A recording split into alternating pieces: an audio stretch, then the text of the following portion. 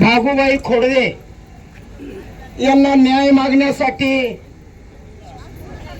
किनी, करंडी, भैरोबाची वाडी, तिखोल या साऱ्या परिसरातून उपस्थित असलेल्या माझ्या माता भगिनींनो आणि ग्रामस्थांनो, यासाठी आवर्जून उपस्थित असलेले डॉक्टर श्रीकांत पठारे असतील, डॉक्टर किरण ठुबे असतील, सर्वच जण माझे मित्र, ही घटना 2 तारखेला दुपारी 4 वाजता घडली. 4 वाजता घडल्यानंतर तुम्हाला या वन विभागाचा ढिसाळ कारभार मला तुम्हाला तुमच्या समोर आणायचा आहे. आज नाराजी का व्यक्त करावी लागते? कारण 4 वाजता आल्यानंतर 4:30 पावणे 5च्या दरम्यान वन विभागाचे अधिकारी किनी येथे पोहोचल्यानंतर डेड बॉडी ही पारनेरला हलवली. मला तात्काळ अनिल देठेंनी आणि खोडदे परिवाराकडून फोन आले की जावाई ताबडतोब तुम्ही किनीला या. मी ताबडतोब पारनेरला आलो. त्या ठिकाणी डेड बॉडी आलेली होती. डेड बॉडी आल्यानंतर पोस्टमार्टम सुरू झालं. सुरू झाल्यानंतर आम्ही स्वतः तिथं मी उभा होतो. अक्षरशः तोपर्यंत वन विभाग असं सांगत होता की अशा पद्धतीचा बिबट्या हल्ला करू शकत नाही, अशी नादान भूमिका या वन विभागाने घेतली. आणि त्यावेळेस पोस्टमार्टम चालू असताना रक्ताचे लाळीचे ठसे, एक मिनिट थांबा ना, येऊ दे ना, राहू दे, काय नाही, रक्ताचे आणि लाळीचे ठसे घेण्यासाठी त्यांना 5 बरण्या आणाव्या लागल्या.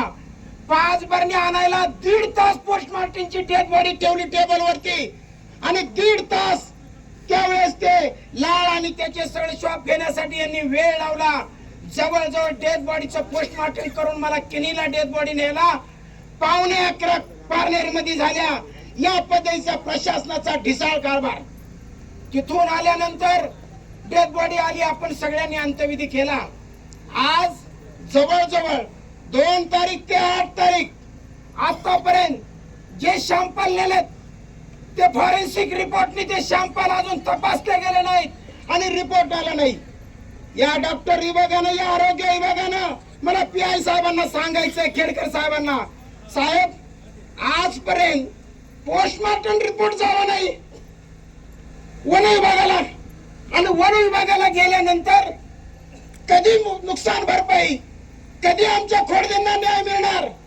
परवा दिवशी मला सांगितलं साल विठ्ठल साहेबांनी की 10 मिनिटांमध्ये 10 लाखाचा चेक ताबडतोब तुमच्याकडे वर्ग केला जाईल.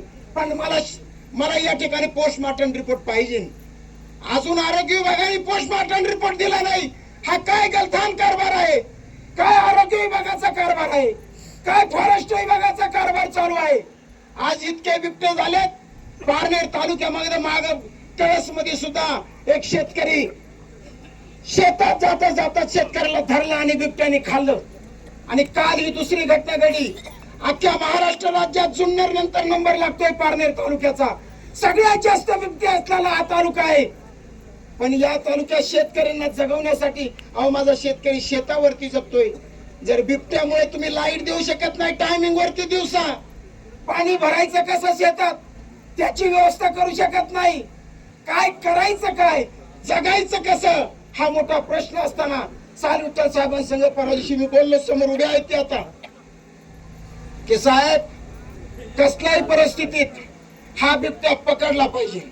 नाही पकडला तर तुम्ही तरी गोळ्या घाला, नाही तर याच ठिकाणी सांगा की शेतकऱ्यांना तुम्ही बिबटे मारा, आमची तयारी. माझ्याजवळ रिव्हॉल्वर आहे, मला दाखवा, मी गोळ्या घालतो, फक्त परवानगी तुम्ही द्या. तुमची जर गोळ्या घालायची तयारी नसेल तर. पण या पद्धतीनं जर बिबटे प्रवण क्षेत्रामध्ये तुम्ही बंदोबस्त करू शकत नसाल तर त्याच्यापेक्षा लाजिरवाणी गोष्ट कुठलीही नाही. म्हणून माझी तुम्हाला विनंती आहे की कसल्याही परिस्थितीत या किनी गावाला नाही तर पारनेर तालुक्यातील शेतकऱ्याला न्याय मिळाला पाहिजे. काल दाते सर आज थांबले असते, पण आज अधिवेशन चालू झाले. कालच एलक्यू तयार केला आणि तयार केल्यानंतर आता सकाळी 9:30 वाजता विधिमंडळाचे जे विधानसभेचे अध्यक्ष त्यांच्या काही या बाबतीचा एलक्यू दाखल झालेला आहे. आज पहिला दिवस झाल्यानंतर उद्या भाषणांना किंवा एलईपीच्या प्रश्नावरती चर्चा होईल. त्या ठिकाणी सुद्धा कसल्याही परिस्थितीत न्याय मिळाल्याशिवाय शेतकरी शासनाची ठोस भूमिका घेतल्याशिवाय आमदार साहेब असतील, खासदार साहेब असतील, त्यांच्या परीने कोणीही माघार घेणार नाही. परंतु कृपया माझी विनंती आहे, सालविठ्ठल साहेब 2 ड्रोन 2 गाड्या आल्या ना तर फिरतात की नाही भोवती लाईट लागली की लोकांना आली गाडी आली गाडी. अरे गाडी आल्यानंतर ते काय म्हणतात, अहो आम्हाला दुसऱ्या गावाहून कॉल आलाय. लगेच दुसऱ्या गावाला ती गाडी रवाना होती. आपण जिथं माणूस मेलाय, माणूस खाल्लाय, त्या गावाला न्याय कधी? इथले बिबटे ज्या दिवशी अंत्यविधी झाला 11:15 मी स्वतः करंडीवरून पुण्याकडे चाललो होतो आणि माझ्या बरोबर पुढे एक गाडी होती. त्या गाडीने शूटिंग केलेलं व्हायरल केलंय. बिबट्या रस्त्याच्या कडेने पळत होता, रस्त्याच्या कडेने पळत होता. जर सर्वसामान्य माणसाला बिबट्या दिसतोय आणि फॉरेस्ट डिपार्टमेंटला का दिसत नाही? फॉरेस्ट डिपार्टमेंट का बंदोबस्त करत नाही? हे सगळ्यात महत्वाचं आहे. म्हणून कृपा करून माझी विनंती आहे, आमचे शेतकरी सर्वसामान्य माणसं की शांततेच्या मार्गाने या ठिकाणी आंदोलन करत आहेत. कृपा करून माझी तुम्हाला विनंती आहे, कुठल्याही प्रकारचा आम्ही गुन्हा करत नाहीत या ठिकाणी. त्यामुळे तुम्ही बी माणसातला माणूस जागा करावं. ज्या माणसाची, ज्या पोरांची आई खाल्ली वाघाने, त्याच्या जागेवर तुमची आई खाल्ली असं धरा ना. आणि मग पहा ना की काळजाला किती घरं पडतात. आपल्या घराण्याच्या नातेवाईकांची काय अवस्था होते.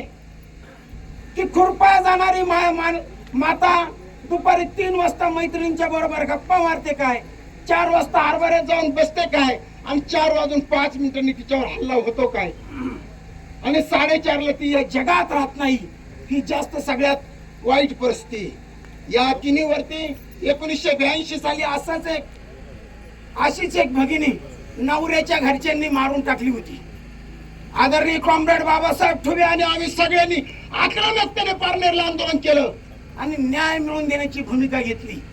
आज तुम्हाला सांगतोय, तुम्ही मोठ्या संख्येने जरी असन, आम्ही न्याय मागतोय.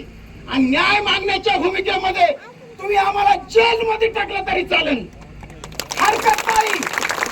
गुन्हे दाखल झाले तरी चालतील, हरकत नाही. अहो मरण्यापेक्षा तुम्ही आयते तुकडे तर घालताना आम्हाला जेलमध्ये सुरक्षित तरी जगू. तिथं तर बिबट्याला यायचा, याच्यापेक्षा सुरक्षित काय? म्हणून माझी तुम्हाला विनंती आहे की सालविठ्ठल साहेब, त्या बिबट्याचा बंदोबस्त काय केलाय याचं उत्तर तुम्हाला याच ठिकाणी द्यावं लागेल. त्या कुटुंबाला बागुबाई खोडगेंना काय न्याय देणार आहात तुम्ही? तिच्या मालकाला पहिला चेक कधी देणार आहात? दहाव्याच्या आत जर चेक दिला नाही तर आम्ही सारं गाव घेऊन पारनेर पोलीस स्टेशनला उपोषण केल्याशिवाय राहणार नाही. याची नोंद घ्या. दशक्रियाच्या आधी जर चेक गेला तर ठीक, नाही तर दशक्रियाच वन विभागाच्या कार्यालयासमोर करू. जी सर्वांची भूमिका असेल, जी सर्वांची भूमिका असेल ती मला मान्य आहे, आपल्या सर्वांना मान्य आहे. एकदा तुम्ही घोषणा द्या, बागुबाई खोडगेंना न्याय, बागुबाई खोडगेंना न्याय. या वन विभागाचं करायचं काय? या आरोग्य विभागाचं करायचं काय?